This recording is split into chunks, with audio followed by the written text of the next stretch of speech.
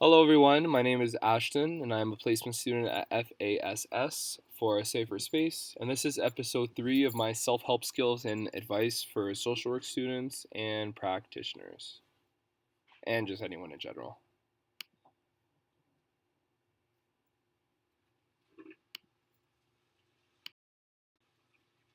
So, today's message: when supporting people, try to steer away from giving advice and focus on asking solution focused questions instead. So, what does this mean? So, like I've said mentioned before in my slides or in my videos, I used to volunteer at a distress center where I would constantly be on the phone with people talking about their interpersonal issues or conflicts or mental health related issues and whatnot. So I picked up a lot of skills and just knowledge while on the lines with everyone. Now, this actually I learned in my training for the helpline. Basically, they really wanted us to focus more on asking questions than giving advice. And now, to me, this was a little bit tricky because, I was always accustomed to just giving advice. I always knew what to do in these situations.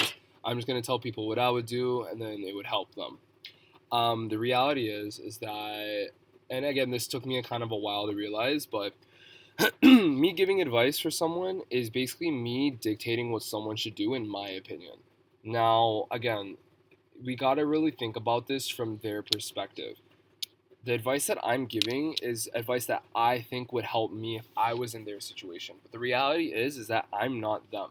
So something that would potentially help me is not something that would potentially help them, right? So we could realistically give a piece of advice, but it could be completely misleading because it won't actually be, helping them. Um, an alternative route to take, which is equally or a little bit more beneficial, is trying to get them to find out what's best for themselves by asking them questions. By doing this, we're basically helping the person. Well, we're actually helping ourselves learn a little bit more about the person because we're asking them questions. But we're also asking them questions that they've probably never been asked before. So therefore they're learning more about themselves as well. This way, they're almost empowering themselves. We are helping them by empowering themselves to help them solve their own issues and by helping them find out more things about themselves. And we do this through questioning. So some examples. Instead of trying to say, you should try listening to music to get through your depression. Try saying, or try asking, sorry, what have you done in the past to get through your depression? Um, and then what when after they answer that, always follow up questions are important. Do you think that method could work again? Why or why not? What do you think could help out your situation? How would you be able to tell that your situation is better? All these questions basically allow the person to think about their own situation and really help them critically reflect.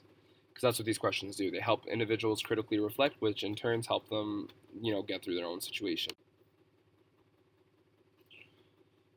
So some takeaways.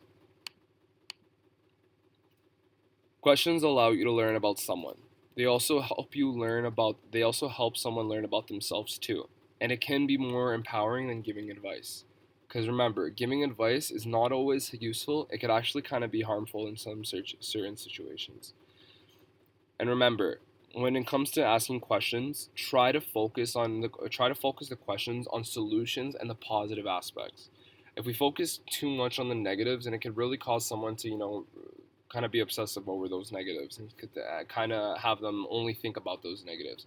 We want to allow someone to explore other options, which is like the positive side.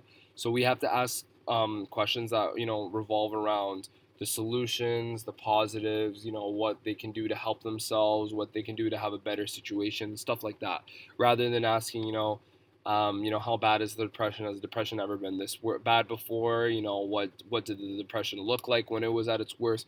Ask, what have you done in the past to help you get through your depression, and things like that. Focusing on the positive. Thank you so much, everyone, and I will see you next time.